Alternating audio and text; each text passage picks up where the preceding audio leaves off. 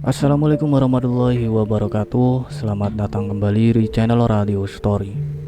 Masih bersama dengan saya Mas Alan. Untuk kali ini saya akan menceritakan sebuah cerita yang berjudul Desa Tumbal Lemah Mayit. Cerita ini ditulis oleh akun X bernama Diuseta Story. Bagi teman-teman yang ingin membaca langsung ceritanya, nanti silakan saja kunjungi linknya yang akan saya sertakan di kolom deskripsi. Sebelum kita masuk ke ceritanya, jangan lupa untuk like, komen, subscribe channel ini dan nyalakan juga lonceng notifikasinya agar tidak ketinggalan cerita-cerita dari channel ini. Dan seperti apa ceritanya? Mari kita dengarkan.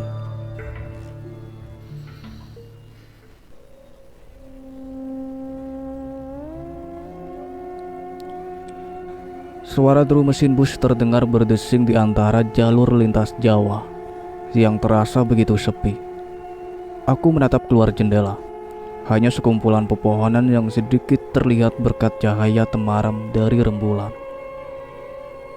Setelah sebelumnya melewati beberapa kota, sebagian banyak penumpang sudah turun dan hanya tersisa sedikit penumpang yang berada di bus ini. Aku salah satunya, dan sepertinya tak lebih dari 5 orang yang masih berada di kursi-kursi depanku. Mereka semua terlelap terlena dengan suasana gelap dan alunan lagu era 80-an yang disetel oleh sang supir. Jauh melintasi jalur berkelok di pinggir hutan. Entah mengapa tiba-tiba aku merasa bus ini melambat. Perlahan terdengar suara rem bus yang khas berdesis seolah hendak berhenti. Anehnya, aku tak melihat ada satupun terminal, halte, atau apapun di depan. Aku yang bingung pun mendongak berusaha mencari tahu apa yang sedang terjadi. Bra! Pintu bus terbuka. Aku mengernyitkan dahi saat menyadari tidak ada satupun penumpang yang turun ataupun naik. Sempat kukira sang sopir ingin mengecek sesuatu, atau mungkin sekedar buang air kecil. Namun ia tidak beranjak dari kursinya dan hanya menatap ke depan tanpa menoleh sedikit pun ke arah pintu penumpang di sebelah kirinya. Kowe mutun neng kene wae ole. Tiba-tiba suara seorang kakek terdengar dekat di telingaku. Seketika aku tersentak dan jantungku bergedup kencang. Suara tanpa wujud itu membuatku seluruh tubuhku merinding. Aku pun beranjak dari kursiku, mengambil tas yang aku letakkan di ruang kecil di atas kursi. Aku menaikkan tas itu di punggungku dan melangkah dengan ragu menuju pintu yang terbuka itu. Kakiku sedikit gemetar. Perasaan yang tak biasa menyelimutiku ketika para penumpang yang sebelumnya kulihat tengah tertidur kini menatapku satu arah ke arahku. Wajah mereka pucat. Mereka hanya menatap dengan raut wajah yang datar. Jelas ada sesuatu yang tidak beres dengan keadaan ini. Aku pun mempercepat langkahku dan turun meninggalkan bus ini. Hanya hutan dan jalanan sepi di tengah gelapnya malam. Namun setidaknya yang kulakukan adalah keputusan yang tepat, setidaknya untuk saat ini. Tepat saat pintu bus itu tertutup, dari jendela tak lagi terlihat penumpang-penumpang yang menatapku dengan wajah pucat. Dari luar terlihat kursi-kursi penumpang itu diisi oleh sosok pocong-pocong yang kini menatapku dengan matanya yang menghitam. Rasa takutku semakin menjadi, dan aku hanya mampu menggenggam sebuah benda yang terkalung di dadaku sambil membacakan beberapa doa yang kubisa. Bus itu pun menutup pintunya dan berjalan meninggalkanku di pinggir hutan yang begitu gelap. Tepat saat bus itu pergi, samar-samar terlihat seorang kakek berpakaian surjan lusuh dengan rambut putih yang panjang. Ia menatapku dari seberang jalan sambil tersenyum tanpa suara. Saat itu aku pun sadar bahwa aku belum lolos dari desa itu. Desa yang dipenuhi oleh manusia dan makhluk-makhluk terkutuk. Desa yang menginginkanku menjadi bagian darinya. Desa Tumbal Lemah Mayit. Menjadi pengangguran lebih dari 1 tahun bukanlah sesuatu yang kubayangkan saat aku kuliah di salah satu universitas ternama di ibu kota saat itu. jaminan seorang sarjana akan dibutuhkan di dunia kerja. Hingga pekerjaan yang dapat dibanggakan oleh kedua orang tuaku di desa sudah lagi tidak relevan saat ini. Krisis moneter yang menerpa negeri ini berubah banyak hal. Nilai uang tak lagi sama. Rasa aman tak lagi dapat kami nikmati hingga begitu sulit untuk orang sepertiku berjuang di ibu kota ini. Dipta Radita, sebuah nama yang diberikan oleh kedua orang tuaku dengan harapan bahwa aku akan menjadi orang yang bermanfaat untuk orang lain. Tapi sayangnya, keadaanku saat ini masih berbanding terbalik dengan niat mereka menyematkan nama itu. Dipta, keluarga. Terdengar suara seseorang yang tanpa tahu malu berteriak di depan pintu kosku dengan lantang. Ya, 5 menit. Dia Elang, teman seperjuanganku yang turut berjuang mengadu nasib di ibu kota yang katanya lebih kejam dari ibu tiri ini. Saat ini mungkin aku bisa mengatakan bahwa ungkapan itu tidak mengada-ngada. Bisa makan kenyang sehari sekali saja aku sudah sangat bersyukur. Aku mengganti celanaku dengan celana panjang yang robek di bagian lutut dan mengambil gitar tua dengan satu senar putus yang belum sempat kuperbaiki. Di depan, Elang sudah menanti dengan gaya kampungnya, dengan topi yang dipakai terbalik ke belakang. Perempatan Pulau Mas, tanyaku sambil mengikuti langkah kakinya. Terminal aja, cari bis yang ke Klender. Cari mati lu, ketahuan Bang Kohar babak belur lagi kita. Iya, jangan sampai ketahuan lah bloon, umpatnya sambil mengibaskan topinya ke kepalaku. Ya, inilah profesi kami saat ini. Profesi yang menyelamatkan kami agar bisa bertahan hidup di ibu kota yang sangat padat ini. Bukan aku ingin menyerah, namun aku masih berharap bahwa akan ada waktunya aku mendapatkan pekerjaan yang sesuai harapan kedua orang tuaku di kota ini. Dengan berhati-hati kami menunggu beberapa puluh meter dari gerbang terminal. Sesekali kami mengintip keberadaan Bang Kohar yang masih asik bermain gaplek sambil menerima setoran dari pengamen dan pedagang asongan yang mencari makan di wilayahnya. Sebuah bus Metro Mini bernomor 042 terlihat keluar dari terminal. Elang mengintip dari jauh dan memastikan tidak ada pengamen yang sudah lebih dulu menaiki bus itu. Naik Tip, ucap Elang memberikan isyarat aman. Dengan terburu-buru kami mengejar pintu belakang bus berkursi oranye yang enggan melambat untuk kami itu. Mata kami melihat sekeliling dan terlihat sudah setengah dari kursi yang berjajar dua-dua itu tersisi. Berita hangat, 49 narapidana kabur dari lapas. 5 ditangkap, 44 masih kabur. Siap-siap pemilu dengan 48 pandui politik ini, jumlah napi sama panduinya janjian apa? Silakan dibaca. 2000 saja. Harga korannya 1.400, yang 600 buat tukang korannya nabung naik haji. Suaraka sang penjual koran mengisi perjalanan lebih dulu sebelum kami. Tak hanya memahami berita hari ini, ia bahkan menambah celetohan lucu yang berhasil membuat beberapa penumpang tersenyum kecil. Alhamdulillah, makasih Bu, laris-laris. Beberapa penumpang penasaran dengan berita yang dijabarkan oleh tukang koran itu dan membelinya. Tapi menurutku, bisa saja ada yang membeli bukan karena beritanya, tapi karena terhibur oleh celetukan tukang koran itu. Duluan Lang, tukang koran itu menyapa kami sebelum turun dari salah satu lampu merah. Kami membalas seadanya sambil melambaikan tangan. Saat ini giliran kami yang menemani penumpang dengan permainan gitarku dan suara lantang Elang. Dikulum-kulum lalu dikunyah-kunyah. Assalamualaikum, Tuan dan Nyonya. Dua musisi jalanan yang diimpor langsung dari pedalaman Afrika Selatan. Mohon izin menemani perjalanan. Dengan luwes Elang mengambil posisi membuka penampilan kami di bus ini. Aku menyambungnya dengan suara genjerengan yang segera disambut dengan lirik lagu band Padi yang dinyanyikan oleh Elang. Mungkin ada lebih dari 5 bus yang kami naiki, dan beberapa di antaranya kami harus berurusan dengan preman jalanan yang meminta jatah dari uang kami yang tidak seberapa. Bukan tidak mau melawan, namun ketimbang kami babak belur dan tak bisa mencari uang lagi, lebih baik kami sedikit berbagi kepada mereka yang membutuhkan. Membutuhkan diberi 10-20 pukulan biar kapok maksudku. Sarapan dulu yuk, ajak Dipta. Emang duit sisanya cukup diambil abang-abangan tadi kan? Tanyaku. Elang melirik ke kanan dan ke kiri dan memasukkan tangannya dalam celananya.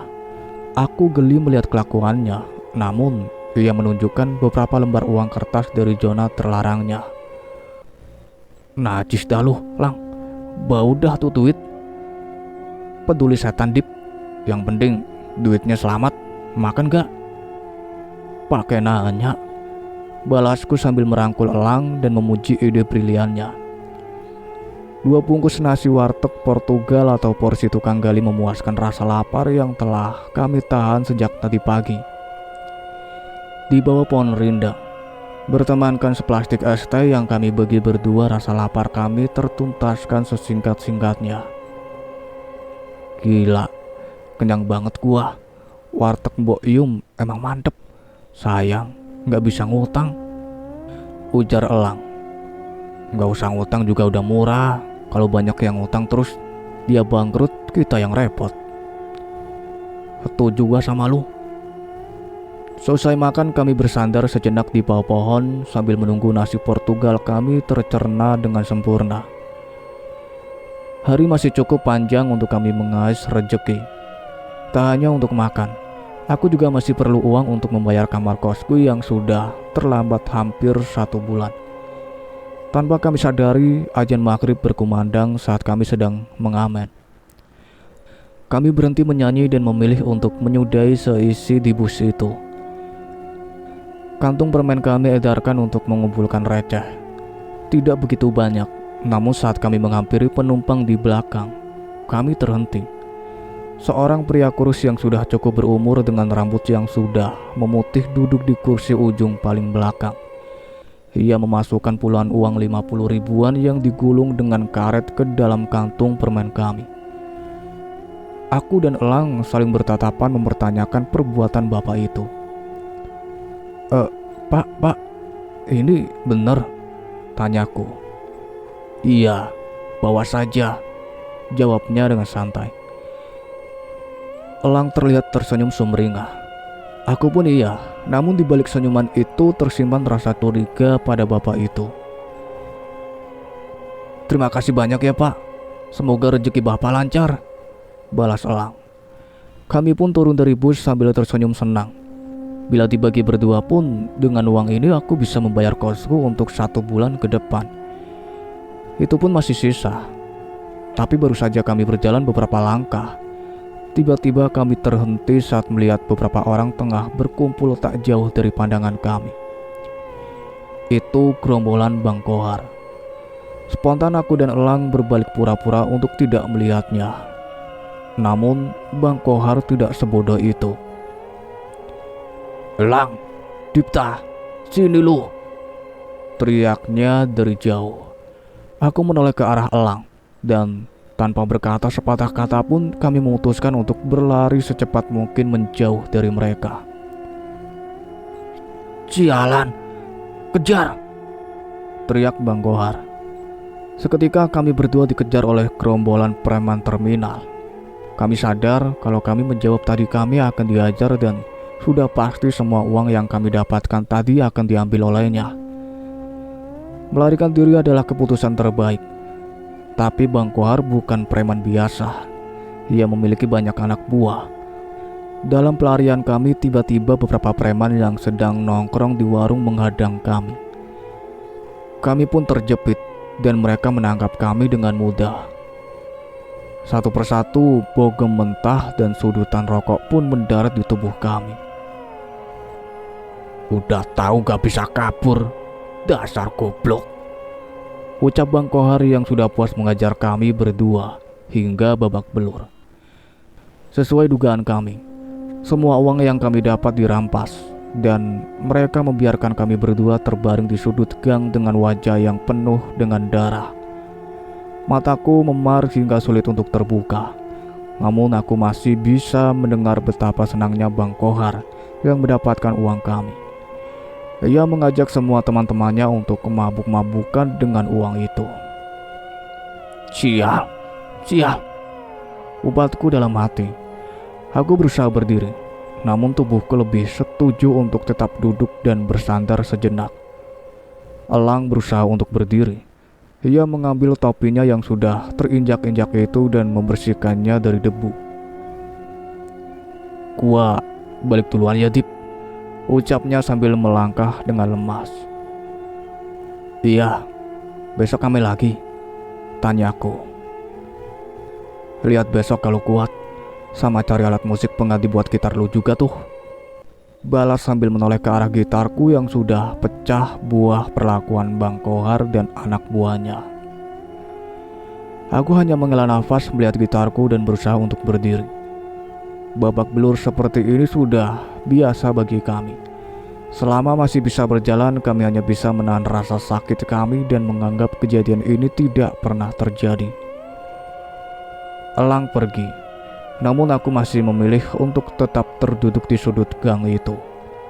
Sudut ini semakin gelap saat malam menyelimuti langit. Saat itu, aku meratapi keadaanku yang begitu menyedihkan. Bahkan menjadi seorang pengamen pun aku tidak bisa. Sehina itukah takdir yang Tuhan berikan kepadaku? Entah berapa lama aku melamun.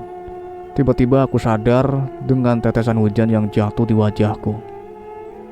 Masih berkumul dalam batinku pertanyaan-pertanyaan yang tak mampu kujawab. Apakah mungkin ini saatnya aku menyerah dan kembali membawa rasa malu ke kampung kedua orang tuaku? Saat aku melangkah kembali ke jalan, suasana mulai sepi. Tak ada orang yang melintas, dan suara kendaraan yang lalu lalang pun tak sebanyak biasanya. Namun mataku terpancing pada sosok seseorang yang berdiri menggunakan payung dan menatap ke arahku di tengah hujan yang mulai deras. Wajahnya tidak asing. Saat aku mendekat, aku menyadari bahwa ia adalah sosok pria tua yang memberikan kami segulung uang di bus. Aku berjalan melintasinya sambil sedikit merunduk. Namun, aku sadar wajahnya menoleh mengikutiku. Kalian tidak sepantasnya diperlakukan seperti itu, ucap bapak tua tadi. Aku menghela nafas mendengar ucapan itu. Ya, bagaimana lagi, Pak? Namanya juga orang kecil. Aku ingin melanjutkan langkahku untuk segera pulang. Namun, sebelum itu bapak tua tadi menyodorkan sesuatu padaku. Segulung uang yang diikat dengan karet. Jumlahnya tidak jauh berbeda dengan yang kami terima tadi. Apa ini, Pak? Tanyaku bingung. Bapak itu tidak menjawab dan hanya menyodorkan uang itu padaku. Jelas dia meminta aku untuk mengambilnya. Namun saat itu aku merasakan sesuatu yang aneh. Entah mengapa aku tak bisa menjelaskan perasaan itu. Berbagai rencana terlintas di pikiranku saat melihat uang itu. Namun sepertinya uang itu adalah jalanku untuk menyerah. Aku akan melunasi tunggakan kosku dan kembali ke kampung ibu setelah ini. Aku pun meraih uang itu, dan tanpa berkata sepatah kata pun bapak tua itu berpaling dan meninggalkanku di tengah hujan yang deras. Kampungku terletak di salah satu kota terujung di Jawa Timur. Membutuhkan waktu sehari semalam untuk sampai ke sana dengan bus antar kota yang kunaiki. Setidaknya aku memiliki sedikit waktu untuk memikirkan bagaimana aku menjelaskan keadaanku selama ini di ibu kota pada kedua orang tuaku. Setelah melunasi tunggakan kosku tadi, aku sempat mampir ke rumah Elang dan menceritakan tentang uang yang kudapat. Sama sepertiku, Ia juga merasa aneh dengan bapak tua yang begitu dermawan memberikan uang itu pada kami begitu saja. Walau begitu, Elang tetap menerimanya dan mengantarkan keberangkatanku. Entah berapa lama lagi, namun aku sudah berjanji akan berusaha menyempatkan diri dan mampir menemuinya. Istirahat makan malam 30 menit. Seorang kondektur berteriak mengumumkan alasan berhentinya bus yang kunaiki di rumah makan. Aku pun turun sambil membawa satu-satunya tas bawaanku untuk mengisi perutku sejenak. Sudah ada menu sederhana yang disediakan oleh PO bus tersebut untuk setiap penumpangnya. 30 menit terasa begitu singkat saat kondektur mulai mengumpulkan penumpang kembali. Aku segera meninggalkan meja makanku dan naik kembali ke bus. Ada sesuatu yang aneh yang kurasakan saat itu. Aku menaiki bus dan berjalan menuju kursiku yang berada di baris belakang. Sudah ada penumpang yang duduk di kursi mereka masing-masing. Namun wajah mereka semua terlihat pucat. Aku juga sempat menoleh kepada supir bus dan ia hanya menatap terpaku dengan wajah yang sama pucatnya. Aku berusaha untuk tidak memperdulikan hal itu dan kembali ke kursiku. Hari sudah malam. Hal terbaik yang bisa dilakukan hanyalah tidur dan berharap besok aku terbangun saat sudah mendekati terminal tujuanku. Tak tak tak. Di tengah tidurku aku terganggu dengan suara ketukan dari kaca jendela. Aku mencoba tetap tertidur dan mengabaikannya. Namun suara itu terus terdengar seolah enggan untuk berhenti. Tak tak tak. Mau tak mau aku pun membuka mata. Aku tersadar saat itu bus tengah berhenti dan mesin tidak menyala. Aku mengintip keluar jendela, mencoba mencari asal suara itu. Dan saat itu terlihat sebuah tulisan jari di jendela yang bawa dengan embun. Lemah mayit. Aku yang awalnya masih setengah mengantuk segera terjaga melihat tulisan itu. Sempat kukira itu adalah perbuatan orang iseng. Namun saat aku melihat ke arah lain, sesuatu yang aneh terjadi. Aku duduk seorang diri di kursi sepasang. Di sebelahku juga hanya ada seorang penumpang wanita yang duduk di dekat jendela. Aku menoleh ke arahnya dan menyadari dia bukan penumpang yang sama dengan sebelumnya. Terlihat penumpang itu tertawa-tawa kecil sambil menunduk dan menutupi wajahnya dengan rambutnya. Saat itu jantungku benar-benar berdegup kencang. Aku merinding. Ada sesuatu yang tidak wajar. Dengan menahan rasa takutku, aku sedikit berdiri mengintip keadaan penumpang lainnya. Saat itu wajahku pucat seketika. Hampir dari setengah penumpang yang menempati bus ini tidak memiliki kepala.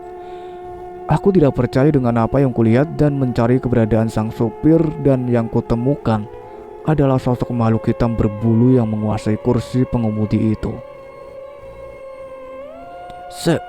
Setan! Setan! Aku mencoba berteriak, namun suaraku tertahan di tenggorokanku. Merasa tidak mungkin berada di tempat ini lebih lama. Aku pun buru-buru mengambil tasku dan meninggalkan tempat dudukku menuju pintu keluar di belakang. Pergi. Aku harus pergi meninggalkan bus ini. Tidak mungkin aku terus berada di bus yang berisi makhluk seperti ini. Kakiku lemas, aku terjatuh saat menuruni bus itu. Namun tepat setelah langkah terakhirku meninggalkan bus, mesin bus itu menyala. Bus itu pergi meninggalkanku di jalan tanah yang dikelilingi hutan. Gelap, tak ada sedikit pun penerangan yang ada di tempat ini. Hanya cahaya bulan yang sedikit membuatku mampu melihat apa yang ada di sekitarku. Pohon-pohon dan beberapa batu besar yang mungkin dijadikan sebagai penanda. Sejenak aku bingung dengan apa yang harus kulakukan. Aku berjalan tanpa arah, berusaha mencari petunjuk untuk segera meninggalkan tempat ini. Sayangnya, walau telah berjalan cukup lama, tak ada hal lain yang kutemukan selain pepohonan. Sempat aku berpikir untuk berhenti dan menghabiskan malam di pinggir jalan dan berharap saat pagi datang ada kendaraan yang melintas. Mungkin aku bisa menumpang menuju terminal terdekat nanti. Tapi sebelum aku memutuskan, terlihat cahaya dari salah satu sisi hutan. Aku mencoba melihat dengan jelas dan secara sekilas terlihat nyala obor dari sana. Rasa penasaran membuatku memasuki hutan dan menyadari bahwa cahaya itu berasal dari sebuah desa. Aku sedikit lega melihat desa itu dan memilih untuk berjalan ke sana. Setidaknya aku bisa sedikit lebih aman berada di sana dibanding terlantung-lantung di pinggir jalan. Ada sebuah gapura desa tua yang sudah rusak dan hanya diperbaiki seadanya. Beberapa sudut desa terpasang penerangan sederhana yang terbuat dari botol-botol kecil berisi minyak. Sepertinya desa ini masih belum dijangkau oleh listrik. Sepi, hampir tak ada suara saat aku memasuki desa ini. Jelas saja ini sudah lewat tengah malam. Saat itu aku hanya memperhatikan rumah-rumah kayu sederhana yang tersebar di desa ini. Hampir setiap rumah memiliki kebun yang ditanami berbagai macam tanaman.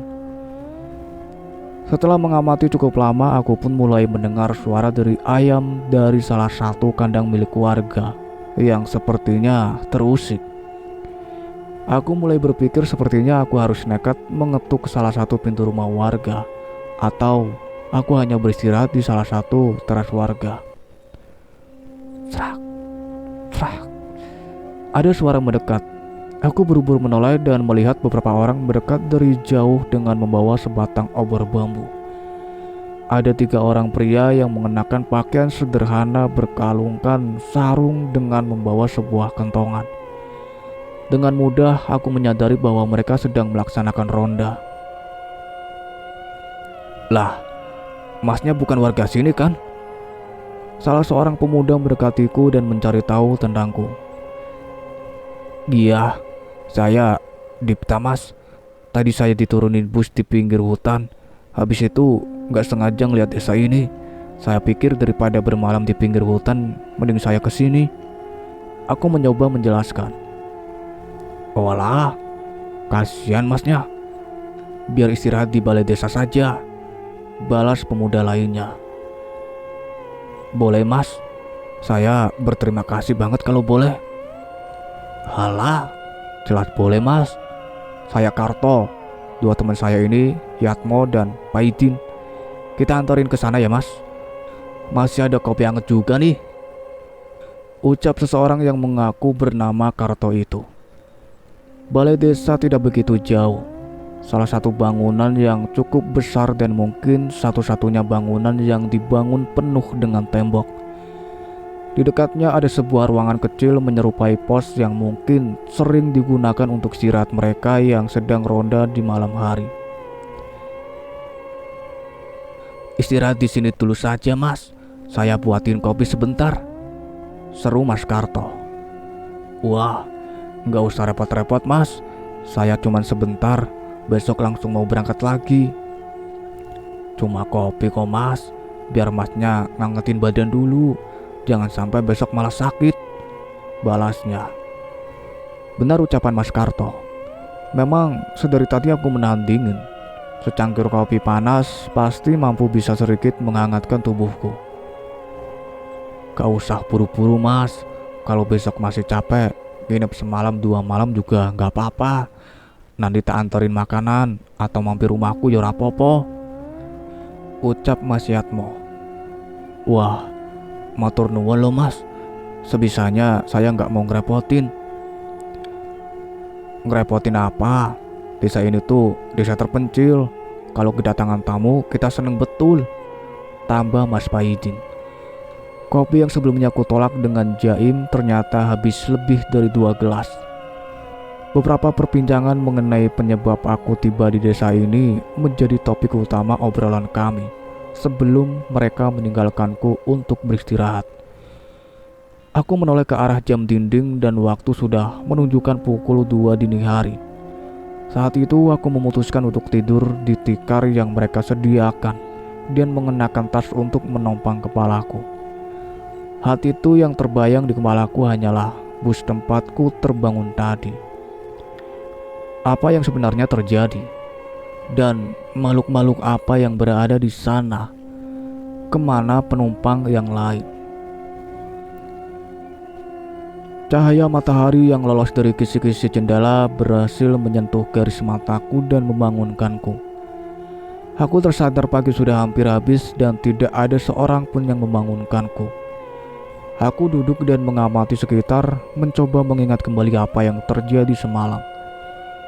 Dari luar sudah terdengar suara warga yang beraktivitas. Aku meninggalkan tikarku dan membuka pintu untuk melihat keadaan sekitar. Di meja dekat pintu, sudah tersedia gelas dan termos yang masih baru, bersama nasi lengkap bersama dengan lauk pauknya. Benar-benar warga desa ini sudah lama aku tidak merasakan keramahan seperti ini di ibu kota. Aku mencuci muka sebentar dan menikmati nasi dengan lauk oseng kacang panjang dan ikan asin. Teh yang masih hangat melengkapi pagi yang terasa sempurna untukku saat itu.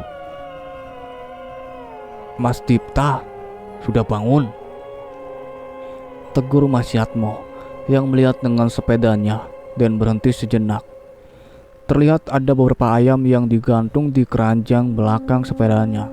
Sepertinya itulah keseharian Mas Yatmo. "Sudah Mas, terima kasih lauknya," ucapku. "Tadi Pak Idin yang nganterin. Santai dulu saja Mas, nanti habis nganter ayam saya mampir," ucapnya. "Iya Mas." Pagi itu seketika niatku untuk bergegas meninggalkan desa tertahan. Pemandangan tenangnya suasana desa dan lalu lalang warga desa yang ramah membuatku begitu nyaman. "Monggo Mas." Lamunanku terpecah dengan melintasnya seorang gadis desa di hadapanku. Ia sedikit menunduk sambil membenahi rambut poninya yang panjang. "Monggo," balasku singkat. Namun aku tak sadar mataku sulit terlepas dari wanita yang manis dan ayu itu. Ia terlihat begitu sederhana dengan kebaya desa yang sudah jarang dikenakan oleh masyarakat zaman sekarang. Bahkan di desaku jarik dan kebaya hanya dikenakan oleh mbah-mbah yang sudah sepuh, tapi tidak di desa ini. "Astri namanya, anaknya Pak Eko. Nanti kenalan saja," ucap Mas Karto yang tak kusadari tiba-tiba sudah berada di dekatku. Enggak Mas, enggak," ucapku. "Alah, santai Mas, namanya anak muda." Aku benar-benar malu saat itu. Mas Karto memergokiku sedang menatap Asri tak berkedip. Namun sepertinya Mas Karto menanggapinya dengan santai. Saat itu Mas Karto mengajakku untuk berkeliling desa. Jujur saja, sejak melihat suasana pagi desa dan bertemu Asri, aku mulai tertarik dengan suasana desa ini. Aku pun izin untuk mandi sejenak dan mengikuti kemana Mas Karto mengajakku. Tak ada yang berubah dari desa ini dengan yang semalam kulihat. Hanya saja cahaya matahari yang menembus dedaunan membuat hampir setiap sudut desa terlihat indah. Bangunan kayu yang semalam terasa seram justru terlihat sederhana dan nyaman. "Nyuci Bude," tegur Mas Karto pada seorang ibu yang melintas. "Iya Le." Ibu itu melihatku dan sedikit menunduk. Sepertinya arah yang ia tuju adalah arah sungai tempat ibu-ibu mencuci pakaian dan bebersih. "Sudah ada sumur kan? Kok masih pada nyuci di sungai?" tanyaku. "Namanya ibu-ibu, sudah kebiasaan dari dulu. Di sungai biasanya sambil ngerumpi. Lagian belum semua warga di sini punya sumur Mas." Aku mengangguk-angguk mendengar jawaban Mas Karto. Sebenarnya ada sedikit hal di desa ini yang terlihat sedikit berbeda. Hampir di setiap rumah memiliki ornamen yang sama. Ada patung Gupolo yang menghiasi gerbang rumah mereka. Beberapa ukiran di pintu-pintu rumah pun terlihat hampir serupa. Yang paling menarik perhatianku, desa ini memiliki sebuah patung yang menjadi tugu tak jauh dari balai desa tempatku menginap. Tidak ada masjid atau tempat ibadah lain di desa ini. Sepertinya seluruh warga menganut agama kepercayaan yang sama yang aku sendiri belum mengerti. Kesimpulanku berdasarkan penemuanku akan keberadaan beberapa tungku yang digantung di beberapa pohon di sekitar desa ini. Mas Dipta ya? Seseorang menyambutku saat kembali tiba di balai desa. Mas Karto memperkenalkan bahwa orang itu adalah kepala desa. Ia memperkenalkan dirinya dengan nama Pak Jumadi. Maaf ya Pak, saya sampai merepotkan, ucapku. Enggak Mas, kami senang ada yang mampir ke desa. Jarang sekali ada yang mau mampir ke desa kami, kata orang-orang yang datang. Di sini gak ada apa-apa, balasnya sambil tersenyum ramah. Ya, tidak ada yang salah dengan apa yang pendatang lain katakan. Hampir tidak ada nilai ekonomi yang bisa dilirik dari desa ini. Bahkan program listrik masuk desa pun belum sampai di desa ini. Tapi untukku yang sudah jenuh dan putus asa dengan kehidupan di ibu kota, tempat ini benar-benar memberi suasana yang baru. Mas, malam nanti nginep di mana? Di rumah saya saja, tawar Pak Jumaidi. Mas Dipta sudah saya minta izin untuk menginap di rumah Mbah Yasmi Pak, potong Mas Karto. Loh, aku belum memutuskan akan menginap atau tidak. Bisa-bisanya Mas Karto sudah mencarikanku tempat menginap. Wah, Mas, saya nggak mau ngerepotin lagi. Kalau bisa saya minta tumpangan ke terminal terdekat, balasku. Gak usah gak enakan Mas, santai dulu saja. Mbak Yasmi seneng banget pas tahu ada yang mau nginap, ucap Mas Karto. Wah, iya Mas, Mbak Yasmi hidup sendiri, tapi rumahnya salah satu yang paling nyaman di desa ini. Masakannya enak loh. Nginep dulu saja sebentar lagi, tambah Pak Jumadi. Apa nggak apa-apa Pak? Aku memastikan. Gak apa-apa, kamu mau jadi warga desa ini juga kami malah senang. Dalam hati aku berpikir, ternyata masih ada orang-orang seperti mereka yang begitu ramah dan tulus. Tapi tidak mungkin aku menumpang seterusnya di desa ini. Setidaknya mungkin menetap sementara di sini bisa menenangkan pikiranku. Mas Karto mengantarkanku ke salah satu rumah warga yang bernama Mbak Yasmin. Benar ucapan Pak Jumaidi. Rumah Mbak Yasmin memang terlihat cukup nyaman dengan halaman yang luas dan terawat. Bah, ini Mas Dipta. Mas Karto memperkenalkanku. Oh alale, masih muda juga. Ayo masuk rumah. Mbah gak gitu bagus, tapi mudah-mudahan kamu bisa betah, sambut Mbak Yasmin. Mbah, ini sih nyaman banget Mbah. Saya yang gak enak jadi ngerepotin. Walau dipanggil Mbah Yasmin tidak setua yang kukira. Justru wajahnya masih seperti ibu-ibu umur 40 atau 50-an.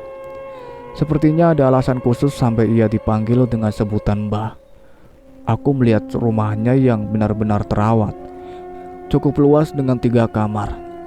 Tapi menurut Mas Karto, Mbak Yasmin tinggal sendirian sejak anak-anaknya tak lagi hidup bersamanya. Kamarnya di sini ya, sudah Mbah bersihin. Dipeta-petain ya Le. Kamar Mbah yang di ujung.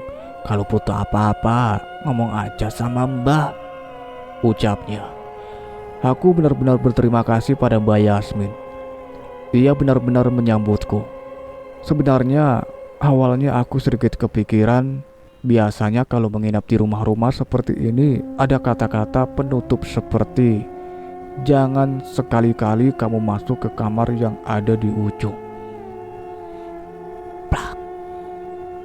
Ngelamunin apa? Tanya Mas Karto menepuk pundakku. Enggak Mas, kamarnya nyaman, besar pula. Kamar kos saya aja cuma setengahnya kamar ini, ucapku. Ya sudah, saya tinggal dulu ya. Ingat kan rumah saya di mana? Iya Mas. balasku sambil mencoba mengingat jalan yang ditunjukkan olehnya barusan.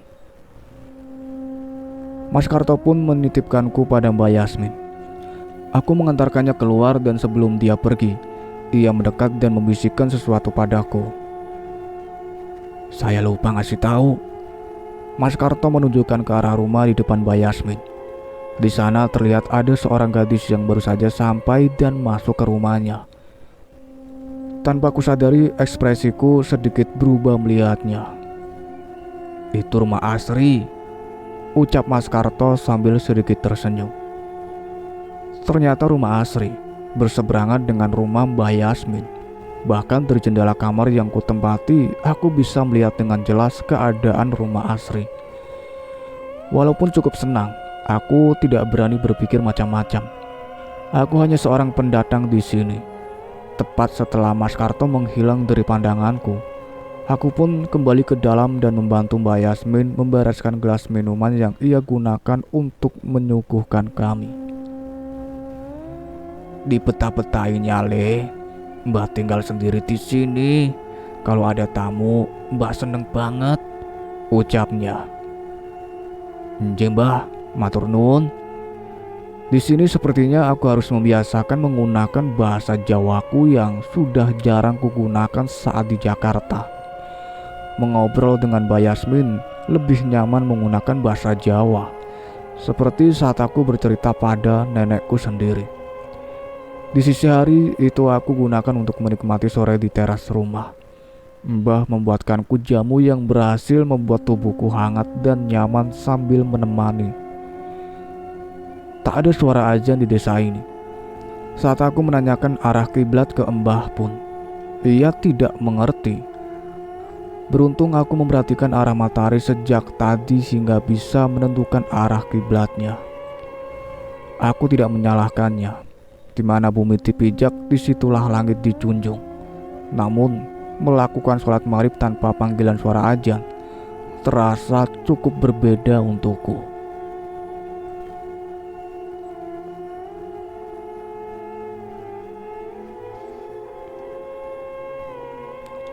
Cukup sekian ceritanya sampai di sini. Nantikan kelanjutan ceritanya.